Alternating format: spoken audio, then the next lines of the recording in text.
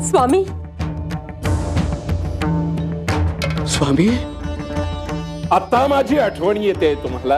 आता तुमची अक्कल ताळ्यावर आली काय रे? श्रीपादा, अरे या अनुराधेचा इतका छळ तुम्ही मांडला होता त्यावेळी काय तुमची अक्कल शेण खात होती? अरे स्त्रीच्या पोटी अपत्य जन्माला आलं म्हणजेच ती माता होते असं तुम्हाला वाटतं? असं नसतं. स्त्रीच्या ठाई मातृत्व हे उपजतच असतं. अरे त्या दृष्टीने पाहिलं तर एका अर्थी तुम्हा दोघांची ती आईच आहे.